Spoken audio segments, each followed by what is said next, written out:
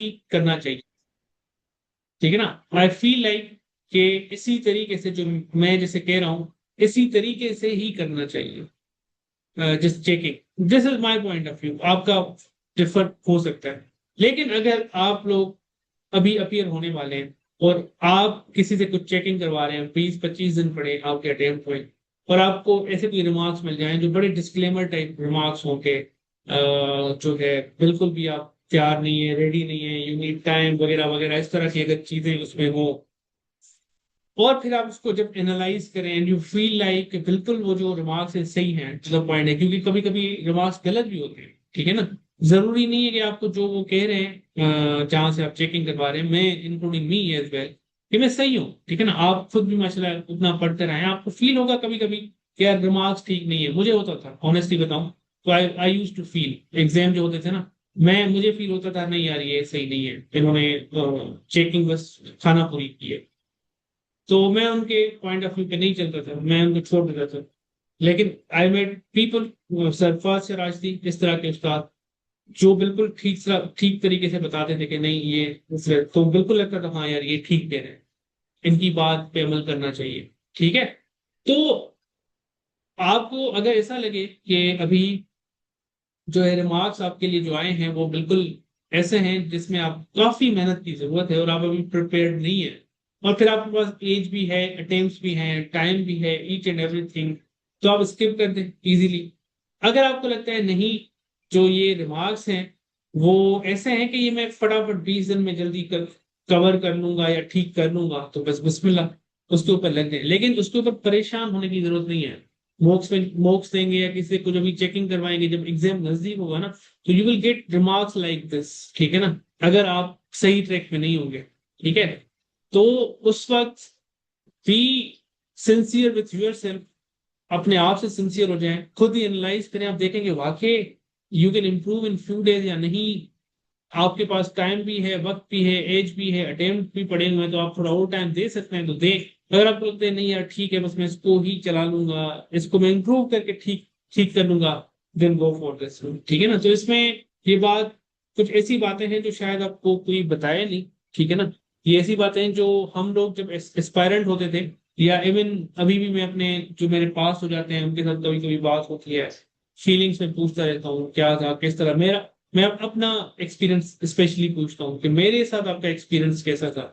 जैसे मैं आपको माहिन का एग्जाम्पल दूं, तो एग्जाम से बिल्कुल हफ्ता पहले माहिन का एक ऐसे आया था, उसको मैंने लिख के दिया था कि यू आर टोटली प्रिपेयर्ड, और आप जो है जाके बस अपीयर हो जाएं और आप जो है दे दें and you will pass it answer, और उसका पास हो गया। She is in best 20th position. इसी तरीके से काफी एग्जाम्पल्स और भी हैं जिनसे बिल्कुल एग्जाम से हफ्ता डेट पहले मैं बात करता था, पूछता था कि आपकी एज क्या है, आपके पास अटेम्प्ट कितने पड़े हैं, क्या है।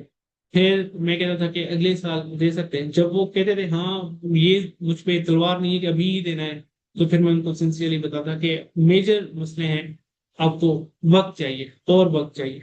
ठीक है ना। अगर वही मुझे कहता कि नहीं मेरे पास बस यही है, तो फिर मैं उसको उस तरीके से बता देता कि अब ये कुछ चीजें ठीक कर लो, इंशाल्लाह इंशाल्लाह पास हो जाओ। तो ये सारी चीजें वेरी करती हैं फ्रॉम एस्पायरेंट टू एस्पायरेंट, और आप लोगों को ये खुद ही रियलाइज करनी चाहिए, तो ज्यादा बेहतर है। ठीक है ना। तो ये कुछ बस मेजर डूज एंड डोंट्स हैं जो आप एग्जाम आपका नजदीक हो तब आपको इनके ऊपर अमल करना है, और जब आपका एग्जाम हो जाए, ठीक है, तब आप में से मुझे कुछ ना कोई बता दे कि ये जिसने इन चीजों पे अमल किया तो वाकई दे वर फ्रूटफुल और नॉट। ठीक है। सो आई होप कि ये कुछ मेजर छोटे से डूज एंड डोंट्स आप लोगों के लिए थोड़े फायदेमंद थे। नहीं थे तो आप एड कर दें, सर ये भी डू होना चाहिए, ये भी डोंट होना चाहिए। नहीं तो मैं कुछ अब CSS 2027 वालों के लिए 10-15 मिनट बात करूंगा, और फिर जो है मैं चला जाऊंगा क्वेश्चंस पे कि आप मुझसे पहले सवाल करें। ठीक है। CSS 2027 में जो अपियर हो रहे हैं उनके लिए I be very quick and crisp कि आप लोगों को बेसिकली करना क्या है। ठीक है। एमपीटी कब है आप लोगों की?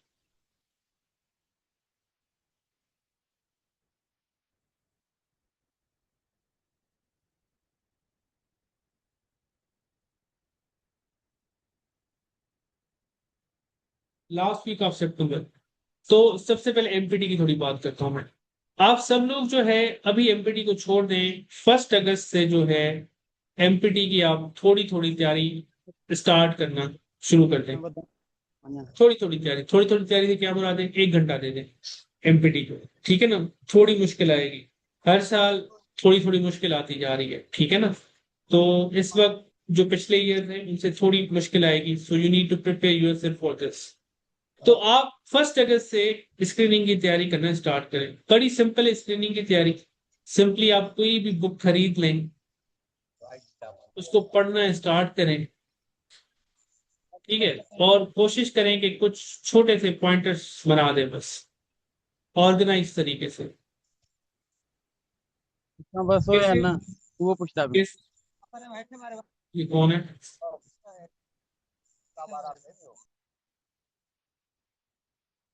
ठीक है ना, पॉइंटर्स बना दें छोटे से और ऑर्गेनाइज तरीके से। जैसे फॉर एग्जांपल यूएन रिलेटेड आप एमसीक्यूज पढ़ रहे हैं, तो यूएन के आप छोटे कोई इंपॉर्टेंट पॉइंट्स के जो आ सकते हैं वो आप कर लें। एक तो ये हो गया, किताब कोई भी ले लें और उसको पढ़ना स्टार्ट करें। दूसरी जो एमपीटी के लिए आपको चीज करनी है, वो आपको चीज करनी है कि आप लोग पास पेपर सॉल्व करें। वेरी इंपॉर्टेंट, ठीक है। ये बहुत इंपॉर्टेंट है कि आप पास पेपर्स, जितनी भी अभी एमपीटी हो चुकी है, वो सारी एमपीटी के पास पेपर्स निकालें, एक जगह इकट्ठा करें, उनको सॉल्व करना स्टार्ट करें, ठीक है ना। रिपीट होते हैं, काफी सवाल रिपीट होते हैं, ठीक है ना। यू वुड बी लकी अगर रिपीट हो गए तो आसानी भी हो जाएगी। तो पास पेपर सिर्फ एमपीटी के नहीं, एफपीएससी जितने भी वन पेपर ले रही है ना, रिसेंट 2-3 सालों में लिए हैं उन्होंने जो, उनको आप रिपीट करें, उनको आप सॉल्व करें। इजीली आपको गूगल से मिल जाएंगे, आप लिखेंगे पास पेपर्स ऑफ एमपीटी सीएसएस, मिल जाएंगे। एफपीएससी वन पेपर एग्जाम लेती है 16 ग्रेड के, 17 ग्रेड के, वो आप डाउनलोड कर लें, उनको सॉल्व करना स्टार्ट करें। काफी पास पेपर्स तो आपको किताबों में भी मिल जाएंगे, अगर आप कोई रिसेंट किताब ले रहे हैं कारवान की, वर्ल्ड टाइम्स की, तो उसमें भी पास पेपर्स होते हैं। तो एक तो आपने किताब कोई पढ़ना स्टार्ट की और उसी किताब में से आपने ऑर्गेनाइज कुछ छोटे नोट्स बना लिए, मतलब कोई लंबी नहीं करनी है कि बैठ के आप इसके नोट्स बने। ऑर्गेनाइज जो आपको लगता है यार ये मोस्ट इंपोर्टेंट एमसीक्यूज हैं, आपने कुछ जंबल करके उसका बना दिया कुछ ना कुछ। और फिर आपने दूसरी चीज क्या की, आपने पास पेपर्स सॉल्व करना स्टार्ट किया। Third thing that you are going to do and must is, जितने एमसीक्यूज आप सॉल्व कर सकते हैं solve it. Pak MCQs application download कर लें, वेबसाइट देखते रहें, इस तरह की और भी एमसीक्यूज की वेबसाइट्स हैं, जैसे share.org है, और भी काफी होंगी। उस वक्त जीके मास्टर्स होता था, इंडिया बिक्स होता था एबिलिटी के लिए। इस तरह की जितनी वेबसाइट्स हैं, उन सारी वेबसाइट्स को फेवरेट कर लें और रेंडमली, जैसे आप फ्री बैठे हैं, खाना खा रहे हैं, या कभी कभी ऐसे ही आप का दिल करे लेटने का, तो आपको खोल के बस उनको वो करते रहे, अटेम्प्ट करते रहे। उनमें क्वेश्चनर भी होते हैं, उनमें मॉक्स भी दिए होते हैं, उनको बस अटेम्प्ट करते रहे। और फिर चौथी चीज, जब एग्जाम नजदीक हो, अगर एक दो मॉक्स दे सके तो मॉक्स आप दे दें। अकेडमी लेती है एमपीटी के मॉक्स। वैसे ऑनेस्टली बताऊं तो ये ऐसी चीज है, ये आप सारी खुद कर सकते हैं, यू डोंट नीड एनीवन। इसकी भी क्लासेस चलती हैं, लोग पैसा छापते हैं, इंक्लूडिंग मी। तो ये ऐसी पर चीज है जो आप खुद कर सकते हैं, ठीक है ना। ये कोई इतनी मुश्किल चीज नहीं है कि आपको बैठ के कोई पढ़ाए, ठीक है ना, क्योंकि इसमें क्या पढ़ाएगा। मैं जनरल साइंस में क्या पढ़ाऊंगा, सोलर सिस्टम आया आपको पढ़ाता हूँ। पहला जो सैयारा है वो है मरकरी, दूसरा सैयारा जो है वो है, ये पढ़ाने की चीज है। पढ़ाते हो आप तो आप कॉन्सेप्चुअल को स्टडी देते हैं ना। तो मोक्स ये एमपीटी वन पेपर ये आप कहीं पढ़ेंगे भी सही तो आपको यही भी बताएंगे, हाँ कुछ तौर तरीके बताएंगे कि ये टिप्स हैं, ये ट्रिक्स हैं, कुछ वगैरह वगैरह वगैरह। इंग्लिश के एमसीक्यूज वो ठीक है, उसका पढ़ना समझ में आता है। जनरल एबिलिटी का पढ़ना समझ में आता है। बाकी तो you can do it on your own, किसी की आपको जरूरत नहीं है। किताब ले लें, इंटरनेट में सब कुछ अवेलेबल है, पास पेपर्स, एमसीक्यू, ये सब कुछ, each and everything is on your finger tips, ठीक है ना। तो बस आपको यही करना है और कुछ भी नहीं करना है एमपीटी के लिए। अभी आप 1 अगस्त से पढ़ना स्टार्ट करें, इसको 1 घंटा दें। जब बिल्कुल नजदीक हो जाए, 10-12 दिन पढ़े हो, तो भले आप ज्यादा टाइम एमपीटी को दे दीजिएगा, ठीक है ना। फिर आप जो है एमपीटी को ज्यादा वेटेज दे दें, हक है इसका, ठीक है। एमपीटी जैसे आपकी हो जाएगी, वैसे तो आप सब लोग जो मुझे सुन रहे हैं, मेरी स्ट्रेटेजी ये होती है कि मैं कहता हूं मैक्सिमम अक्टूबर, नहीं तो फिर नवंबर तक आपका पूरा सिलेबस जो है ना वो कवर हो जाना चाहिए। अक्टूबर नहीं तो मैक्सिमम नवंबर, जितना भी आपके सिलेबस है सीएसएस का वो पूरा हो जाना चाहिए टिल नवंबर। इसके बाद दिसंबर ऑनवर्ड्स सिर्फ और सिर्फ राइटिंग प्रैक्टिस होनी चाहिए और कुछ भी नहीं। अकेडमीज पे जाके मॉक्स दें। आई थिंक 27 जनवरी को जो है स्टार्ट हो रही है सीएसएस 2027 के पेपर। तो दिसंबर ऑनवर्ड्स, 1 दिसंबर से लेके 27 जनवरी तक राइटिंग प्रैक्टिस ज्यादा आपका टाइम ले। उसमें फिर आप ऑब्वियसली यही करेंगे दिसंबर ऑनवर्ड्स, जो अभी मैंने सीसी में बताया जो डूज एंड डोंट्स है, उस वक्त मेजरली आपको यही करना होगा कि you will give your all time to preparation, you will repeat your notes, start your day with writing, attempt and get evaluated, mocks attempt कर रहे हैं, और एग्जाम से 3 दिन पहले क्या करना है, फैक्ट्स वगैरह इकट्ठे करें, करंट अफेयर को थोड़ा अपडेट करें, ये चीजें नहीं करनी है। उस वक्त आपको दिसंबर एंड ऑनवर्ड्स वही करना है जो अभी मैंने सीसी के लिए बताया है, ठीक है। बाकी और कोई भी ऐसी नई चीज नहीं है जो आपको करनी है। जो चीज है, फैक्ट्स हैं, वो फैक्ट्स ये हैं कि without this you won't be able to pass CSS exam. अब जितनी नॉलेज आपके पास हो, हाँ, राइटिंग प्रैक्टिस से मुराद ये है कि मतलब आप लिखते रहें, लिखने से मुराद ये है कि आप सही लिखें, ऐसा लिखें कि सामने वाला समझ जाए। एग्जाम में काफी आप लोग देखते होंगे there are lot of people जो फेल हुए हैं, मैं मिलता हूँ उनसे, और मुझे वो होता है कि यार ये फेल क्यों हुए। जब मैं खुद एस्पायरेंट होता था तो मिलते थे लोग काफी कि 3 टाइम्स फेल हुए, सीसी में फिर हो गया, चलो सीएसएस में नहीं हो सका। कुछ लोग मिलते हैं कि हम लोग यार 2 अटेम्प्ट फेल हुए, तीसरे में हो गए। कुछ लोग कुछ भी नहीं है, बस ऐसे ही हैं, फेल होते गए। और उनके साथ जब बैठो बातें करो तो इतनी नॉलेज होती थी उनके पास, तो मुझे उस वक्त परेशानी होती थी, यार ये फेल क्यों हुआ, मैं तो कुछ भी नहीं हूँ। जो मेजर डिमोटिवेशन वाला फैक्टर होता था उन दिनों में जब मैं एस्पायरेंट था, वो यही होता था कि यार ये जो फेल हुआ है इसको तो बहुत कुछ आ रहा है, ये तो बहुत ही टैलेंटेड है, ये अगर फेल हो गया तो मैं कैसे पास करूंगा। ठीक है, मतलब मुझे तो और ज्यादा नॉलेज चाहिए, और ज्यादा मुझे तो पढ़ना होगा। मैं तो परेशान हो जाता था, यार ये तो मुश्किल हो गया मेरे लिए कि मैं इतना कुछ कैसे करूंगा। फिर मुझे एक बात समझ में आई, जब मैं खुद पढ़ाने भी लगा और उनके साथ फर्दर जब टाइम स्पेंड हुआ, तो मुझे एक बात समझ में आई कि they were brilliant, they had wonderful knowledge, but they lack a basic skill. वो बेसिक स्किल क्या है, ये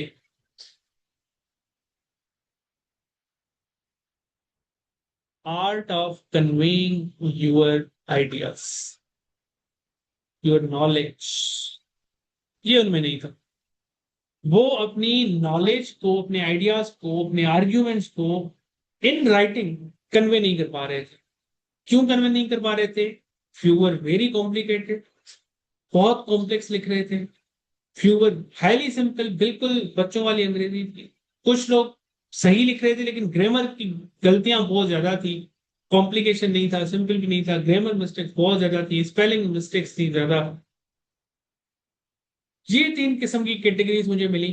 कुछ लोग बड़ी कॉम्प्लेक्स करके चीजें प्रेजेंट कर रहे थे, इंग्लिश वॉज वेरी गुड, पर इतना कॉम्प्लेक्स करके प्रेजेंट कर रहे थे कि समझ नहीं आ रहा था कि बेसिकली कहना क्या चाहता है। कुछ लोग जो है इतना सिंपल होके लिख रहे थे कि वो एक्सप्रेशन वीक था, लूज एक्सप्रेशन था, आइडिया समझ आ रहा था कि हाँ ये कहना चाहता है, लेकिन वो इम्पैक्टफुल नहीं था। और कुछ लोग जो है अपनी गलत इंग्लिश, ग्रामर की गलतियां, प्रेजेंटेशन में गलतियां, पंक्चुएशन की गलतियां, टेंसेस की गलतियां, इन गलतियों की वजह से मार खा गए। So there were these kind of people जिनमें ये मसला था। और वहीं पे एक ऐसा एस्पायरेंट जिसके पास इतनी ज्यादा नॉलेज नहीं है, नॉर्मल नॉलेज है कंपेयर टू दोज पीपल जो इतनी ज्यादा नॉलेज रखते थे, जो मुझे लगता था यार ये कैसे फेल हो गए, वो पास हो गए जिनमें ये आर्ट था। ठीक है ना, कम नॉलेज और ये art, you can pass it. ठीक है ना। आपके पास अगर ज्यादा नॉलेज नहीं है, आइडियाज नहीं है, कम आइडियाज हैं, but you have this skill and art कि आप अपने आइडियाज को किस तरह कन्वे करने, किस तरह मीनिंगफुल बना रहे हैं, किस तरह इम्पैक्टफुल बना रहे हैं, you can totally pass it. ठीक है ना। और ये जो आर्ट है ये तब आता है when you are into writing continuously. आप राइटिंग करते रहते हैं, कभी कभी खुद भी एनालाइज करते हैं, चेकिंग करवाते हैं, तो आपको ये जो आर्ट है ये आपका इम्प्रूव होता जाता है। ठीक है ना। सो ये एक मोस्ट इंपॉर्टेंट चीज है जो आपको थोड़ी दिमाग में रखनी है। कि पास होने का तरीका यही है कि आपने अब जो पढ़ लिया उसको अब आप प्रैक्टिस करें इन राइटिंग।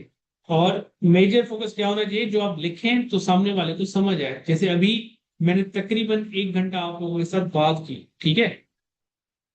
1 घंटा बात करने में अगर आपको कुछ समझ ही नहीं आया कि पता नहीं क्या आप कह रहा है अल्ताफ, कुछ भी आपको समझ नहीं आया, कोई आपने टेक अवे नहीं लिया, जैसे आप इस क्लास से पहले थे अभी भी आप वैसे ही हैं, कोई आप में चेंज नहीं आया, कोई आपने चीज नहीं समझी, it means I have failed. ठीक है ना। मैं फेल हुआ हूं अपना मैसेज कन्वे करने में। ठीक है ना। वहीं पे अगर आप लोगों को समझ आई है, you are now more confident, पहले आपने जो ज्वाइन किया अयान ने, और अभी ज्वाइन करने के बाद अयान को अगर थोड़ा कॉन्फिडेंस आ गया, थोड़ी चीजें समझ आ गई, थोड़ी क्लैरिटी ज्यादा आ गई, कॉन्सेप्ट क्लियर हो गए कि ये चीजें करनी है, इट मीन्स कि मैं कामयाब हो गया अपना क्या मैसेज कन्वे करने में, अपने आइडियाज कन्वे करने में। तो ये एक आर्ट होता है। आप सब लोग यूनिवर्सिटी में पढ़ रहे होंगे, यूनिवर्सिटी में देखते होंगे लोग पीएचडी करके आते हैं, प्रोफेसर होते हैं, पर उनको पढ़ाना नहीं आता। ठीक है ना। अब देखें, प्रोफेसर तो हैं, जो टॉपिक आपको पढ़ा रहे हैं उनको तो उनके तो कॉन्सेप्ट क्लियर है कि ये थर्मोडायनामिक्स इस तरह होता है, ये न्यूटन का सेकंड लॉ इस तरह है, लेकिन वो कन्वे नहीं कर पा रहे हैं। क्यों? क्योंकि they are not good conveyor. उनको अपनी ये बात समझाने नहीं आती, ये उनमें स्किल नहीं है। ठीक है ना। तो बेसिकली सीएसएस में भी यही होता है कि नॉलेज मसला नहीं होता है, आइडियाज वगैरह आर्ग्यूमेंट्स ये आ जाती है, उसको कन्वे करना इज द मेजर इशू। ठीक है ना। कि सामने वाला एग्जामिनर जो पता भी नहीं है कौन है और वो आपकी कॉपी पढ़ेगा और आपको पास से फेल करेगा, तो वो जैसे कन्विंस हो जाए और आपका मैसेज विथ क्लैरिटी के साथ कन्वे हो जाए, ये एक मोस्ट इंपॉर्टेंट एक स्किल है और आर्ट है जो आना चाहिए आप सब लोगों को। और अगर ये नहीं आता है तो यू शुड लर्न इट। ठीक है ना। तो that's it from my side.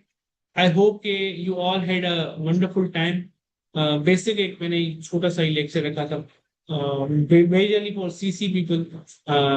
तो आई होप कि आप लोगों को समझ आया होगा और थोड़ा बहुत ये जो है फ्रूटफुल रहा होगा आप लोगों के लिए। हाँ, अभी अगर कोई सवाल है तो मुझसे पूछ लें। राबिया, अब इसके लिए ना मुझे ऑनेस्टली पहले थोड़ा बहुत एनालाइज करना पड़ेगा। ठीक है ना। पांच पेपर देखने पड़ेंगे, थोड़ा करंट मुझे देखना पड़ेगा।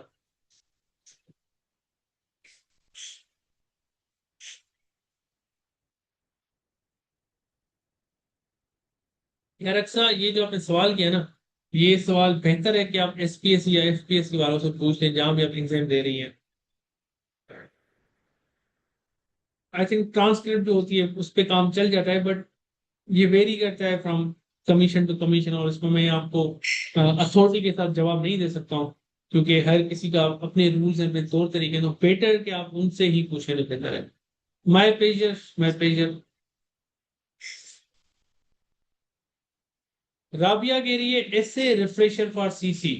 अगर हो जाएंगे 10 लोग, हो जाएंगे ऐसे रिफ्रेशर के लिए हैं 10 लोग, तो फिर मैं कर लूंगा। राबिया के मैसेज को ही लाइक कर लें। अगर यही इसके 10 लाइक्स आ गए राबिया के मैसेज को, तो मैं कोई इस तरह का छोटा सा रिफ्रेशर कोई इंट्रोड्यूस कर दूंगा। इनकेस नहीं तो फिर खत्म, क्योंकि अभी वक्त भी नहीं है। 5-6 आ गए।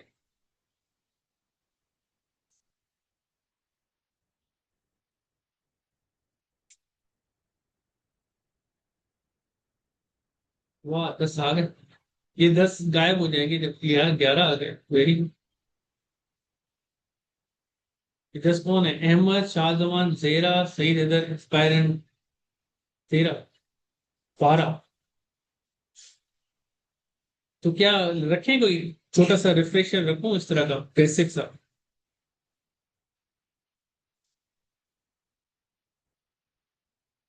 राबिया कह रही है रखें, सैमसंग कह रहा है रखें। चलें, मैं इस पे रात थोड़ा सोचता हूँ। कोई कोर्स बनाता हूँ, अगर हो गया तो ठीक है।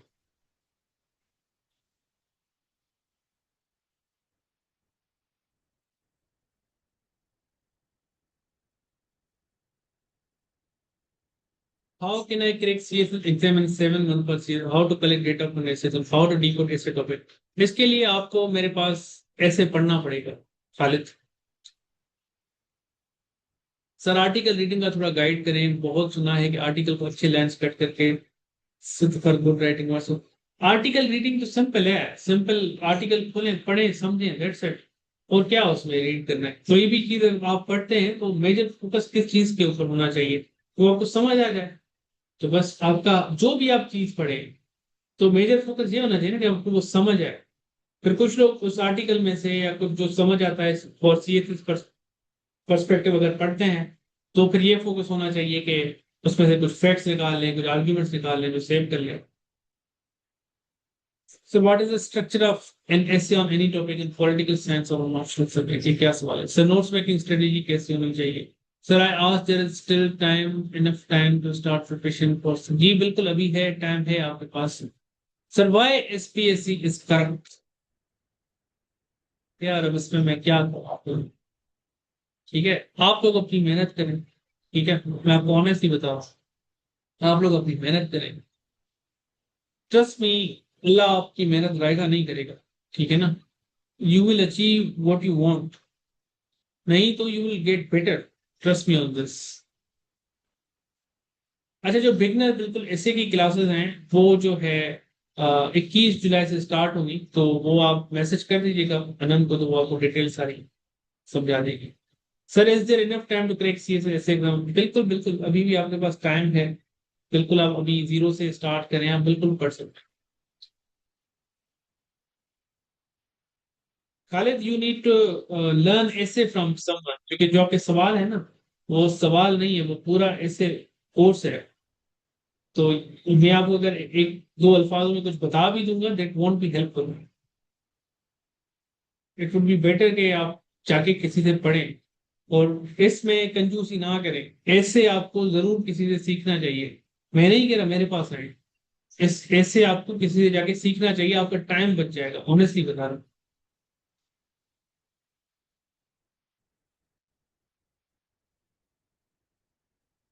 ठीक है एवरीवन, तो इंशाल्लाह इस तरह का कोई लेक्चर में फिर से कुछ ना कुछ रखूंगा। और बाकी I will upload the recording as well in the group. I hope कि आप लोगों को जो मैं चीज थोड़ी बहुत कन्वे करना चाहता था, बेसिकली जो है जो मेरा मेजर फोकस था वो यही था कि I was getting a lot of messages from CC students जो अभी अपियर होने वाले हैं। तो उनके लिए जो है मैंने कहा कि चलो मैं फिर ना एक थोड़ा बता देता हूँ। तो ये जो मैंने डूज और डोंट्स बताए हैं ना, we very very attentive to this. ठीक है ना, ये बहुत ही इंपॉर्टेंट है।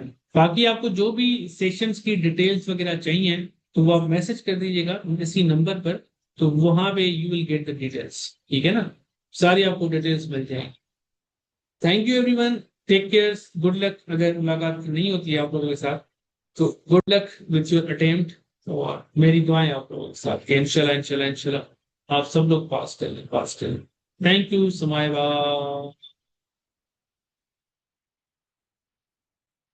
उनका नंबर है सैमसंग 0312491326। जहां से आपको ये लिंक मिली ना, वही वही नंबर है।